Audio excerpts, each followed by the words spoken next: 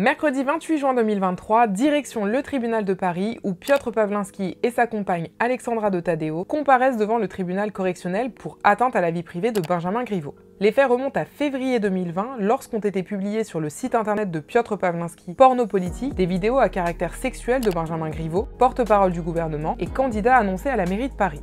Les vidéos diffusées avaient été initialement envoyées à Alexandra de Taddeo, avec laquelle Benjamin Griveaux correspondait. 8h30, arrivé au tribunal avec une petite heure d'avance, mais bon, vous connaissez la team stressée, on n'est jamais trop en avance. 9h15, Richard Malka, avocat de Benjamin Griveaux, vient d'arriver. Dans une courte déclaration à la presse, il rappelle que l'art n'est pas un instrument de torture et qualifie Piotr Pawlinski de prédateur de la vie privée dont il faut se protéger.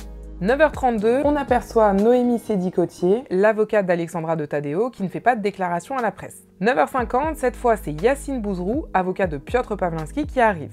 Il explique en quelques mots que son client est un artiste et qu'il conteste avoir commis la moindre infraction pénale en diffusant ses vidéos. 10h10, alors que l'audience a déjà commencé, les prévenus ne sont toujours pas arrivés. On commence même à se demander s'ils vont venir. Bon, personnellement, je me dis surtout que je vais louper la lecture du rapport de la présidente, qui est dommage parce que j'aime bien écouter la lecture du rapport.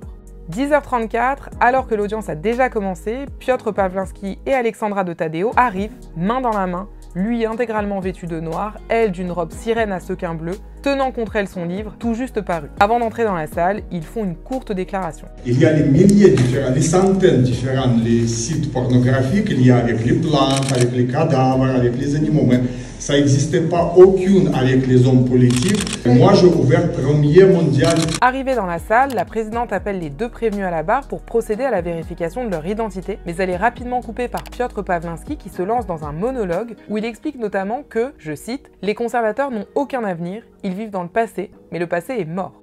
La présidente essaie de se faire entendre, de lui expliquer qu'il s'agit seulement de vérifier son identité et qu'elle le laissera parler ultérieurement. Mais Piotr Pawlinski continue à parler par-dessus la voix de la présidente, qui décide finalement de suspendre l'audience. Le tribunal quitte la salle, mais Piotr Pawlinski finira quand même son monologue en expliquant qu'il utilisera désormais son droit au silence. Vague d'applaudissements dans la salle, visiblement, les deux prévenus sont venus avec quelques soutiens. 10h57, les vidéos de Benjamin Griveaux vont être diffusées, mais à huis clos. Le public et les journalistes sont donc priés de sortir de la salle. Midi 3, Alexandra de Taddeo est à la barre et accepte de répondre aux questions qui lui sont posées par la présidente. Elle maintient qu'elle n'a pas voulu piéger Benjamin Griveaux, qu'elle a enregistré les vidéos pour se protéger, admet qu'il existe un droit à la vie privée, mais que la liberté artistique la dépasse. Elle assure également que ce n'est pas elle qui a transmis les vidéos à Piotr Pawlinski. Les questions du tribunal terminées, Alexandra de Taddeo fait savoir qu'elle refuse de répondre aux questions des avocats de partie civile, qui les poseront quand même, sans pouvoir obtenir de réponse. 13h57, c'est l'heure de la pause déj, l'audience est suspendue. Pour ma part, direction un banc au calme pour essayer de préparer cette petite vidéo.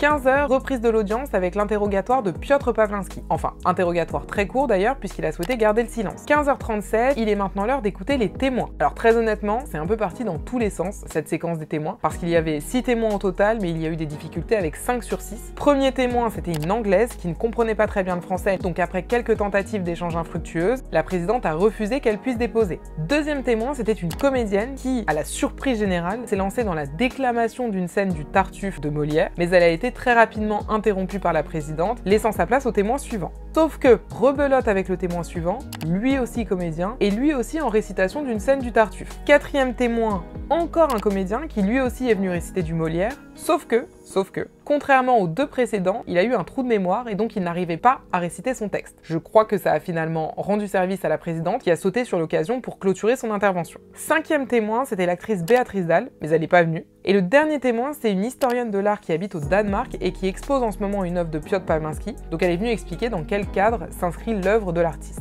16h59, après le temps des témoins, s'est ouvert le temps des plaidoiries. D'abord celle des parties civiles. Je rentre pas dans les détails de la plaidoirie car vous pourrez retrouver ma prise de notes un peu plus tard sur le blog, mais juste pour vous donner le ton. Pour commencer sa plaidoirie, maître Malka, donc avocat de Benjamin Griveaux, a qualifié tout cela de pathétique, déplorant que les prévenus aient voulu faire de ce procès une farce. 18h10, l'audience est suspendue une trentaine de minutes, du coup on est nombreux à prendre la même direction, c'est-à-dire la direction de la cafette. En même temps, c'est logique, tout le monde aime les galettes de maïs de la cafette bien sûr.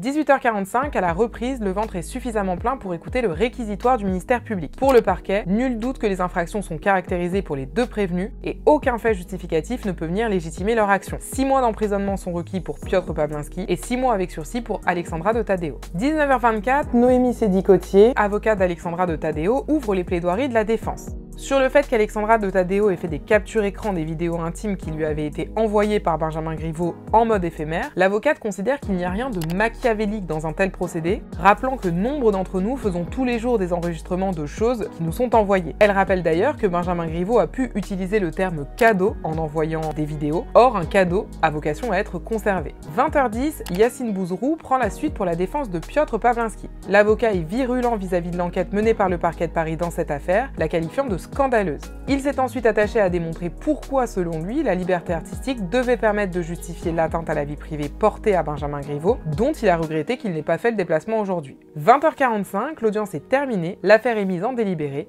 verdict le 11 octobre prochain à 13h30.